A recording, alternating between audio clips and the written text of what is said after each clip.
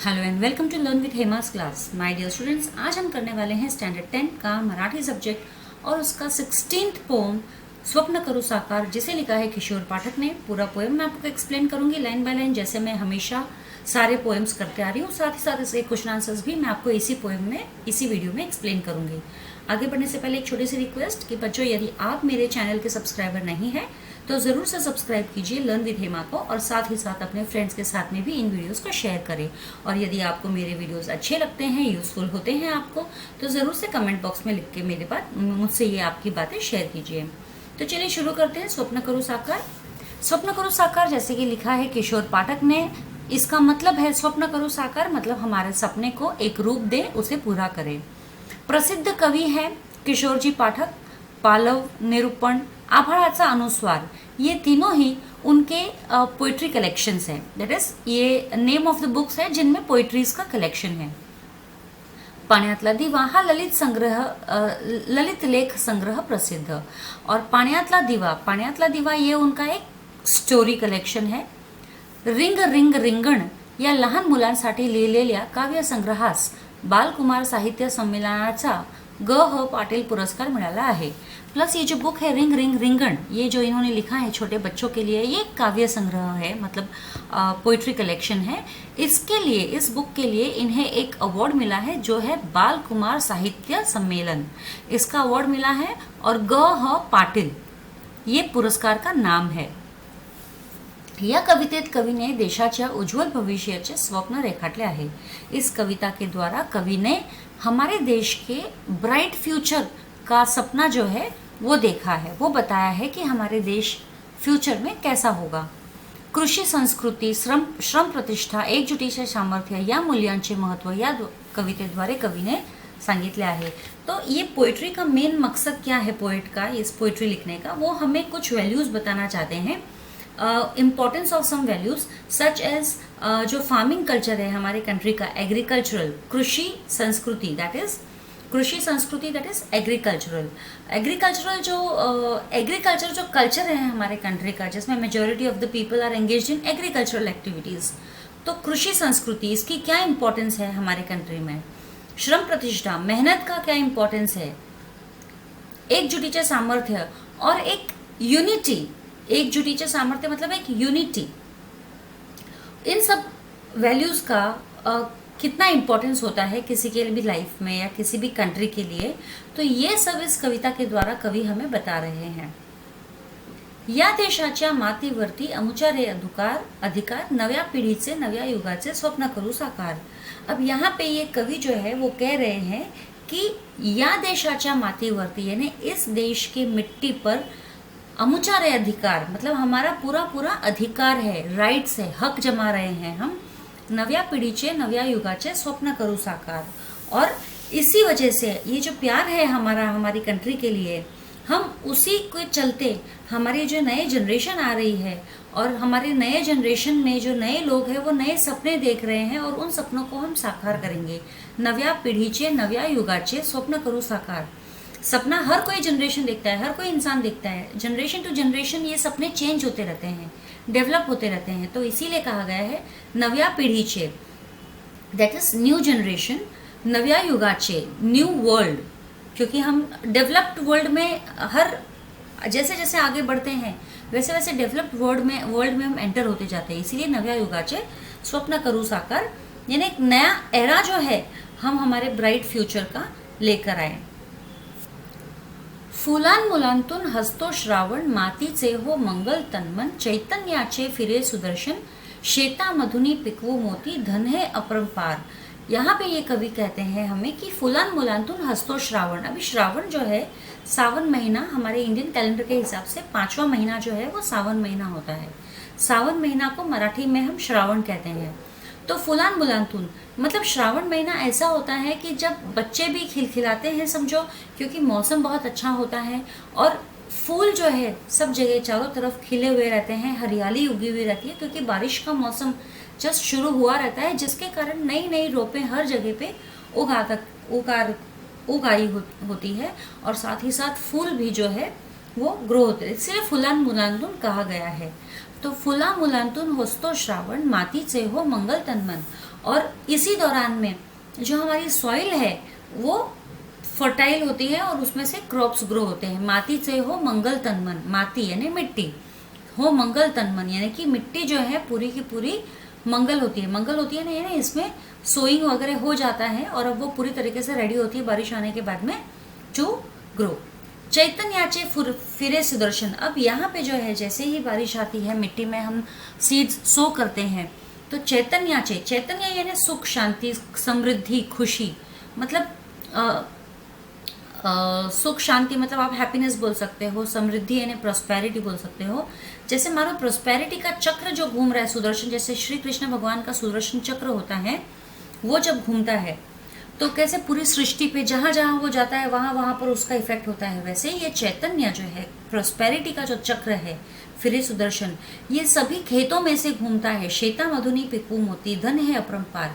और जिसके वजह से जब ये चक्र घूमता है खेतों में से तो वहां पर जो धान उगते हैं वो धान जो है मोती रूपी होते हैं। ओके, धन है अपरंपार। या हातांनी यंत्र डोलते, श्रम शक्तीचे मंत्र बोलते, उद्योगाचे चक्र चालते, आभाळावर उत्क्रांतीच्या घुमो या ललकार। अब यहाँ पे ये बोलते हैं या हाथाने यंत्र डोलते। यंत्र मतलब क्या होता है? मशीन्स। और इस हाथ से हम मशीन्स को चलाते हैं, इस हाथ से हम अपने हाथों से मशीन्स को चलाते हैं। श्रम शक्तीचे मंत्र बोलते हैं और हम बड़ी मेहनत करते हैं। श्रम शक्ति मतलब पसीना बहाते हैं, मेहनत करते हैं। तो ये मेहनत का ही मंत्र है जो हम इतने डेवलप हो पा रहे हैं। और उद्योगाचे चक्र चालते हैं, हम मेहनत करते हैं तभी हमारा बिजनेस चलता है, खाली बैठे बैठे थोड़ी ना बिजनेस चलेगा। उद्योगाचे चक्र चालते हैं मतलब उद्योग, बिजनेस भी पूरी तरीके से फुल फ्लेज में चलता है। आभाळावर उत्क्रांतीच्या घुमवू या ललकार। और ये जो हमारा रिवोल्यूशन है ये आसमान तक फैला हुआ है, वहां तक हमारी आवाज जाएगी। ललकार मतलब जब हम वो नारा लगाते हैं ना, एकाकी का नारा लगाना, तो वैसे ही ये जो हमारा ललकार है, जो हमारे नारा है, ये आसमान तक पहुंचेगा। किस वजह से? क्योंकि हमारा कंट्री जो डेवलप हो रहा है, यहाँ के जो मशीन्स है, जो हम मेहनत कर रहे हैं, जो इंडस्ट्रीज है, उन सब से इतना डेवलप हो रहा है कंट्री कि हमारा जो ये रेवोल्यूशन का आवाज है वो आसमान तक पहुंच जाता है।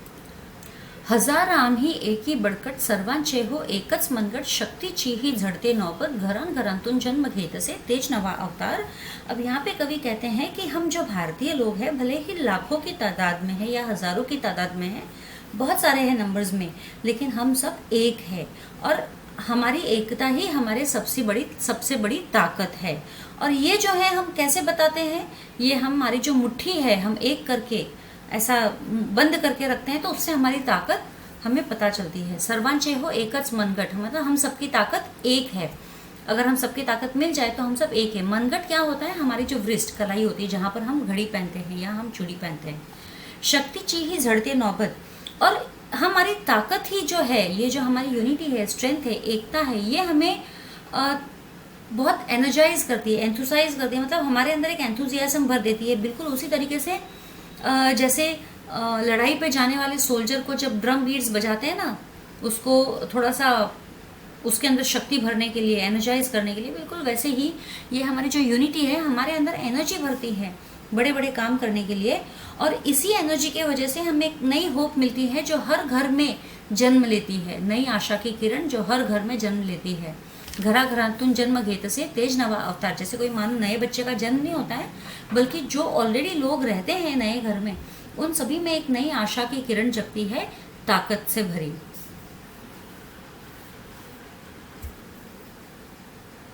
या विश्वाची विभव संपदा जपू वाढवू आम्ही लाकदा, हस्त शुभंकर हवा एकदा, भविष्य उज्ज्वल या देशाचे करूया जय जयकार। तो इस विश्व की जितनी भी संपदा है, वेल्थ है, रिचनेस ऑफ वेल्थ या variety of wealth, prosperity of wealth, वो जो भी है हम उनसे प्रिजर्व करेंगे, हम उसे बढ़ाएंगे मिलियंस ऑफ टाइम्स। और साथ ही साथ हम ऐसे हाथ, ये बोले ना हस्त शुभंकर, हस्त यानी हाथ, शुभंकर यानी कि ऐसे हाथ जो हमारे विशेस को ग्रांट करे। हवा एकदा, हमारे विशेस को ग्रांट करने वाले हाथ, मतलब ऐसे हाथ जो आए, हमें प्रॉस्पर करे, हमें रास्ता दिखाए और हमारी जो भी विशेस है उनको पूरा करे। तो वही हाथ, हमें ऐसे हाथ चाहिए, हवा एकदा क्यों चाहिए, क्योंकि ऐसे हाथ ही जब आगे आते हैं, हमारे विशेष को ग्रैंड करते हैं, तो हमारे कंट्री का भविष्य जो है वो उज्जवल करते हैं, और जिसके कारण हमारे देश का सभी जगह पे जय जयकार होता है।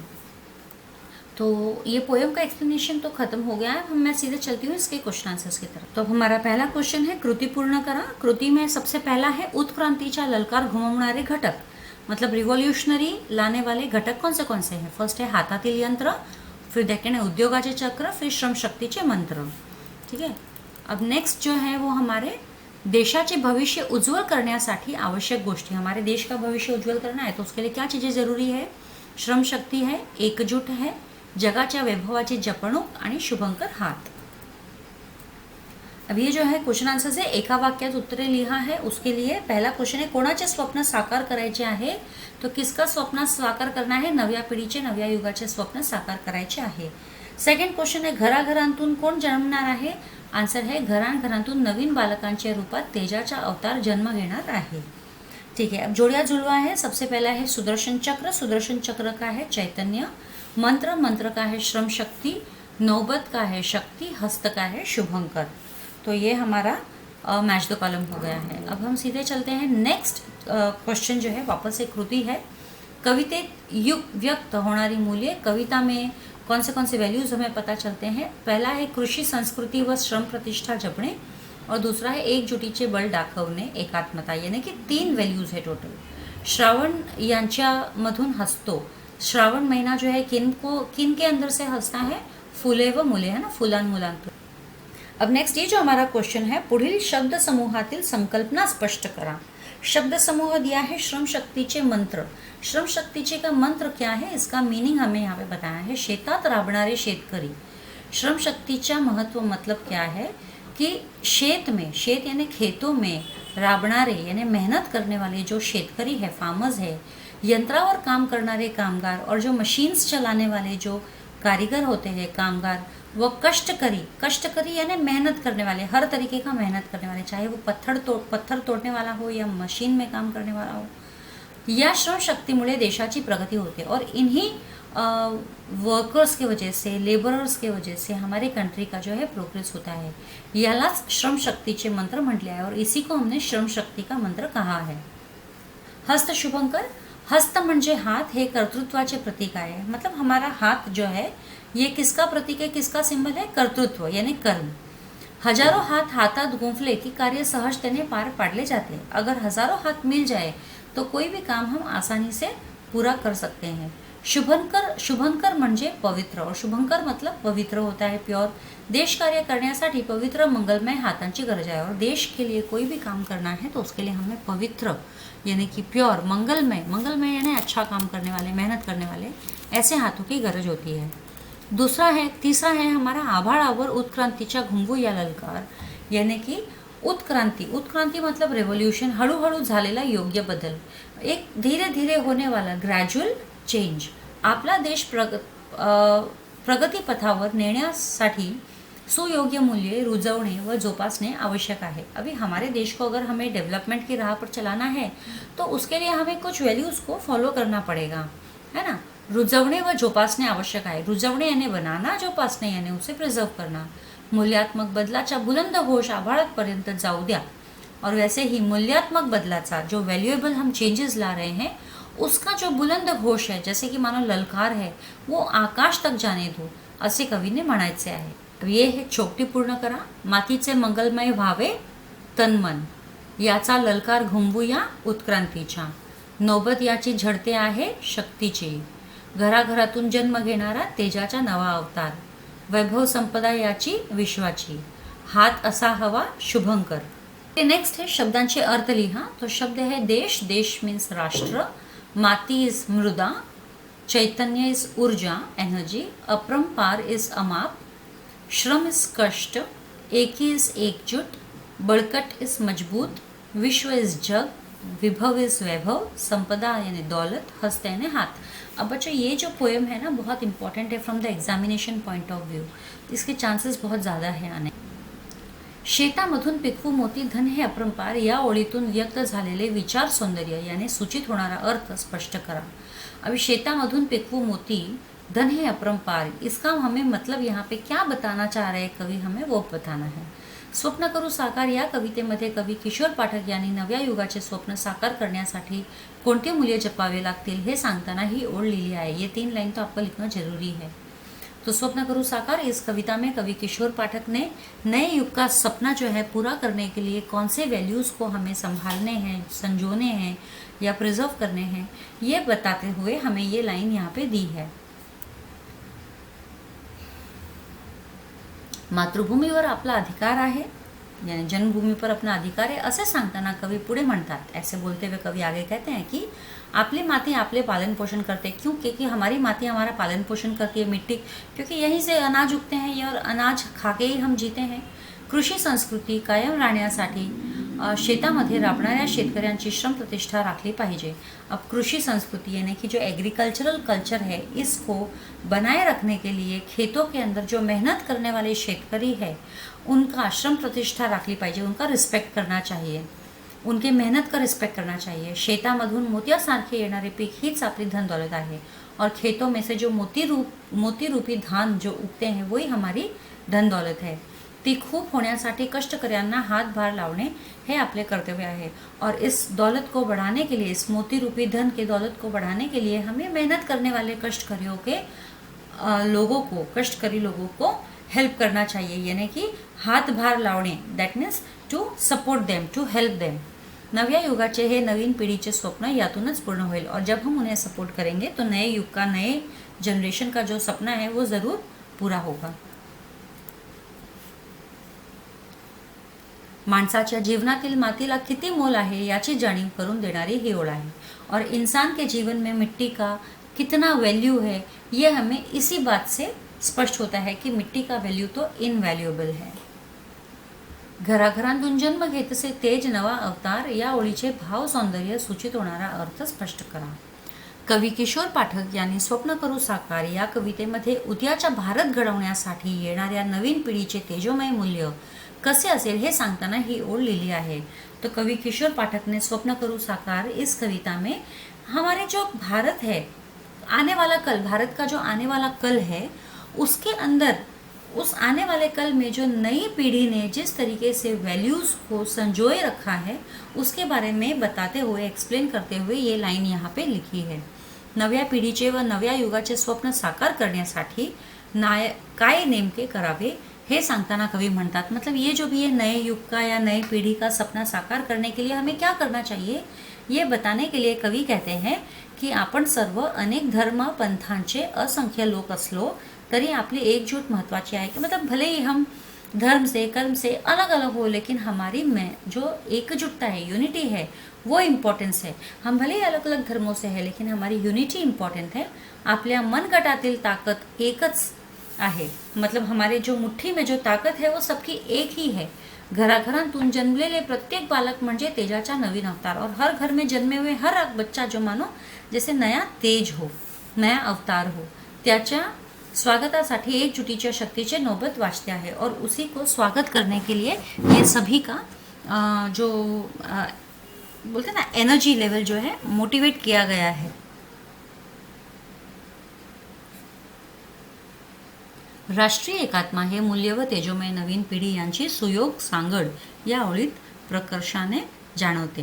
तो राष्ट्रीय एकात्मता हे मूल्य, राष्ट्रीय एकात्मता यानी कि यूनिटी, पीपल्स यूनिटी, हे मूल्य व तेजोमय नवीन पीढ़ी और जो ब्राइट न्यू जनरेशन, इनका जो सुयोग सांगड है यानी कि एक हैपनिंग ऑफ कमिंग टुगेदर, तो इस लाइन से हमें पता चलता है। या कवितेत कवि ने बघितलेली स्वप्न तुमच्या शब्दांत लिहा। अब इस कविता में कवि ने क्या सपना देखा है वो तुमको अपने वर्ड्स में लिखना है। नवीन पिढीचे व नवीन युगाचे स्वप्न कसे साकार करायचे याचे मार्गदर्शन करताना कवि म्हणतात, मतलब नए पीढ़ी के, नए युग के सपने कैसे पूरा करना चाहिए ये गाइड करते हुए कवि हमें कहते हैं कि आपली मातृभूमि आपल्याला अत्यंत प्रिय है, कि हमारी मातृभूमि हमें बहुत ही ज़्यादा प्यारी है। यह माटी पर आपला अधिकार है और इस मिट्टी पर हमारा अधिकार है त्यामुळे मातीचे मन आणि तन प्रसन्न रखण्यासाठी शेतामधून मोती पिकवायला हवेत। और इसीलिए मिट्टी का तन और मन दोनों ही प्रसन्न रखने के लिए, यानी कि मिट्टी को खुश रखने के लिए हमें वहाँ से मोती मतलब ग्रो करने हैं। मोती इन सेंस ग्रेन्स ग्रो करने हैं। आपले हेच मोठे धन आहे और ये ग्रेन्स ही हमारा सबसे बड़ा धन दौलत है। कृषि संस्कृति जपणे व संवर्धन करणे हे आपले कर्तव्य आहे। कृषि संस्कृति यानी कि एग्रीकल्चरल जो कल्चर है ये हमें संजोए रखना है, हमें संभाल के रखना है, प्रिजर्व करना है, यही हमारा ड्यूटी है, मॉरल ड्यूटी। उद्योग धंदे निर्माण करण्यासाठी श्रमशक्तीचे मंत्राने यंत्र चालवायला हवीत आणि आभाळात उत्क्रांतीच्या ललकारी घुमायला हवी। अब यहाँ पे कवि कहते हैं कि उद्योग धंधे यानी कि इंडस्ट्रीज जो है, बिजनेसेस है, इंडस्ट्रीज जो है, इसको बनाने के लिए हमें मेहनत से मशीन्स जो है, श्रम शक्तिच्या मंत्राने पहले तो मेहनत करनी है, उसके बाद में यंत्र भी यानी कि मशीन्स भी हमें चलाने सीखने हैं और उनको चलाने के बाद में जैसे मानो इतना हम प्रोग्रेस करें कि जैसे मानो आसमान में भी हमारे रिव्होल्यूशन का ललकार जो है घूमने लगा है। हजारों हातांचे एक मनगट करून एकतेची नौबत वाजवायला हवी और हम हजारों लोगों को एक होकर हमें एकता दिखानी चाहिए। घराघरांतून जन्म घेणाऱ्या तेजाच्या अवताराला ही एकजूट बघायला मिळायला हवा और हर घर में जन्म लेने वाले हर इंसान को ये एकजुटता जो है यानी कि यूनिटी जो है दिखनी चाहिए। तो ये आप यहाँ तक ही लर्न करो, ये आगे वाला नहीं करना है ये लाइन। या सर्व गोष्टींमुळे आपल्या देशाचे भविष्य उज्जवल होईल और इन्हीं सभी चीज़ों की वजह से हमारे देश का भविष्य उज्जवल होगा, जैसे कि कृषि प्रधानता, श्रम प्रतिष्ठा, राष्ट्रीय एकात्मता या मूल्यांची शिकवण देऊन कवि उद्याचे स्वप्न साकार करीत आहे। इन सभी वैल्यूज़ का इम्पोर्टेंस बताते हुए कवि हमें कल का सपना जो है साकार करने की बात करते हैं। कवितेत व्यक्त झालेला एकात्मतेचा विचार स्पष्ट करा। अभी यहाँ पे कविता में यहाँ पे एक बताया हुआ एकात्मेचा यानी कि यूनिटी का जो विचार बताया है वो स्पष्ट करना है।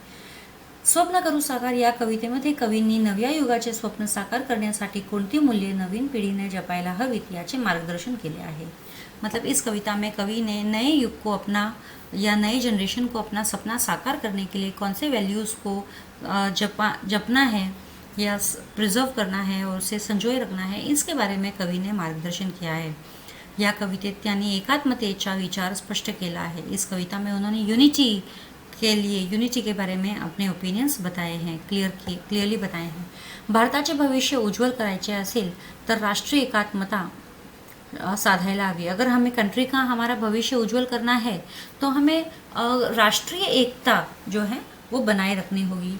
भारतात अनेक धर्म पंथ नांदतात, भारत में अनेक धर्म के लोग रहते हैं, त्यांची अतूट एकात्मा भविष्य घडवू शकते। उनका जो अगर यूनिटी है एकदम अतूट यूनिटी यानी कि कभी उनमें लड़ाई झगड़े नहीं, वैसी अगर यूनिटी है तो तभी ये काम हो सकता है। यंत्र व श्रम शक्तीचे मंत्र याची एकजूट साधने महत्त्वाचे आहे और वैसे ही मशीन्स और मेहनत इन दोनों को ही अगर हम एक लेकर आ जाए तो बहुत ही वैल्यूएबल होगी। हजारों हाथांची एकता मजबूत असते, जैसे कि हजारों हाथ जब मिलते हैं तो एक बहुत मजबूत हाथ बन जाता है। सर्वांचे एकच कर्तृत्ववान मनगट व्हायला हवा और सभी का एक ही जो है पावर जो है सबका एक ही हो। दिशा दिशात एकात्मतेची ललकारी घुमेल और जब एक पावर होगा तो दिशाओं में सभी का ये यूनिटी का ललकार घुमेगा। एकात्मतेने आपल्या देशाचे भविष्य उज्ज्वल करण्याचा मंत्र कवीने कवितेत दिला है। तो यहाँ पे एकात्मतेने यानी कि यूनाइटेड होने के लिए यूनाइटेड होकर अपने देश के उज्ज्वल भविष्य के लिए कवि जो है मंत्र दे रहे हैं। एक इम्पॉर्टंट क्वेश्चन है, पुढील कविते संबंधी त्या खाली दिलेल्या मुद्द्यांच्या आधारे कृती सोडवा। मतलब यहाँ पे ये जैसे कि मिलता है 8 मार्क्स के लिए आता है ये वाला क्वेश्चन जो है। अभी उसके अंदर देखो आपको लाइन दे देंगे कोई भी आपकी कविता की और वो कौन सी कविता से है वगैरह वगैरह आपको क्वेश्चंस करेंगे। जैसे पहला कविता स्वप्न करू साकार है तो कविता का नाम क्या है, स्वप्न करू साकार। और दूसरा अभी जैसे मानो आपको दे दिया प्रस्तुत कवितेचे कवि, ये क्वेश्चन भी आता है, क्या है कौन है कवि, कवि है किशोर पाठक। तो आपको सभी पोइट्रीज के कवि का नाम लर्न करना पड़ेगा। प्रस्तुत कवितेचा विषय क्या है, यहाँ पे ये हमको जो बॉक्स होता है ऊपर उसी के अंदर नीचे लाइन में लिखा रहता है, देशाच्या उज्ज्वल भविष्याचे स्वप्न या कवितेत रेखाटले आहे। प्रस्तुत 2 ओळीचा सरळ अर्थ। यहाँ पे कोई भी 2 लाइन दे सकते हैं आपको, तो आपको हर एक लाइन का मीनिंग पता होना चाहिए। तो या देशाच्या मातीवरती अमुचारे अधिकार, नव्या पिढीचे नव्या युगाचे स्वप्न करू साकार। तो ये जो 2 लाइन्स है इनका मतलब है प्रस्तुत ओळींमध्ये, मतलब ये जो प्रेजेंट दिए हुए हैं लाइन्स, इनमें कवींनी पहिल्या ओळीत भारतीयांच्या मातीवरचा हक्क सांगितला है। पहले लाइन में भारतीय लोगों का जो मिट्टी पर अधिकार है उसके बारे में बताया है, तर दुसऱ्या ओळीत नव्या पिढीचे व नव्या युगाचे स्वप्न साकार करने या कर्तव्याची जाणीव करून दिली है। और दूसरे लाइन में उन्होंने जो नई पीढ़ी है, नया जनरेशन और जो नया वर्ल्ड है, उसमें जो सपने देखे गए हैं वो सपने हम पूरे करेंगे, ये रिस्पॉन्सिबिलिटी यहाँ पे हमें करा के दी है। सेकंड क्वेश्चन है, हजार आम ही एक ही बळकट, सर्वांचे हो एक मनगट। ये मार्च 20 में पूछा गया है। यहाँ पे हजार, आम्ही भारतीय हजारों लाखोंच्या संख्येने असलो, मतलब हम भारतीय जो है हजारों लाखों की संख्या में है, तरी आमची एकजूट मजबूत आहे, तो भी हमारी यूनिटी जो है वो बहुत ही स्ट्रॉन्ग है। सर्वांची ताकद एकाच मनगटात आहे, सबकी ताकत जैसे मानो एक की मुट्ठी में आहे।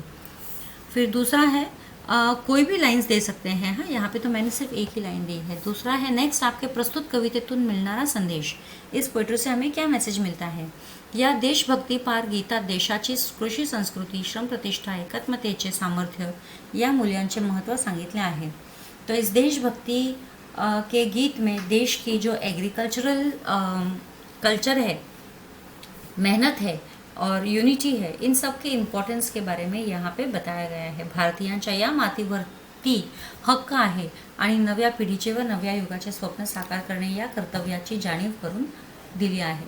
मतलब भारतीयों का ये माती पर हक है और नए पीढ़ी और नए युग का सपना जो है वो साकार करना है, ये उनका कर्तव्य है। और ये ऐसा कर्तव्य सभी लोगों को उन्होंने बताया है कि ये सभी का कर्तव्य है। कविता आवडण्या व ना आवडण्याची कारणे, या देशभक्तीपार गीतात नव्या पिढीचे व नव्या युगाचे स्वप्न साकार करण्यासाठी कवींनी मार्गदर्शन केले आहे। मतलब इस देशभक्ति के ऊपर जो ये गीत है उसमें नए पीढ़ी और नए युग का सपना जो है वो साकार करने के लिए कवि हमें गाइड करते हैं। और ये करते हुए वो कृषि संस्कृति यानी कि एग्रीकल्चरल कल्चर, श्रम प्रतिष्ठा यानी लेबर के बारे में, एकात्मतेचे सामर्थ्य यानी कि यूनिटी के बारे में, यूनिटी में क्या क्या कर सकते हैं, स्ट्रेंथ कितनी पावरफुल होती है यूनिटी, या इन सब वैल्यूज़ को या मूल्यांचा पुरस्कार केला आहे। मतलब इन वैल्यूज़ को इम्पॉर्टन्स दिया गया है। नवीन पिढीचे नवीन स्वप्न साकार करण्याचा विचार मांडणारी ही कविता मला आवडली। प्रस्तुत कवितेत दिलेल्या शब्दांचे अर्थ लिहिणे। अधिकार, अधिकार का मतलब होता है हक, मंगल, मंगल यानी पवित्र, तन यानी शरीर, शीत यानी शिवार और कोई। तो अब इसी के साथ ही मेरा ये चैप्टर एक्सप्लेनेशन और क्वेश्चन आंसर्स के साथ यहाँ खत्म होता है। जल्दी मिलेंगे हम अगले वीडियो में, तब तक के लिए स्टे सेफ, स्टे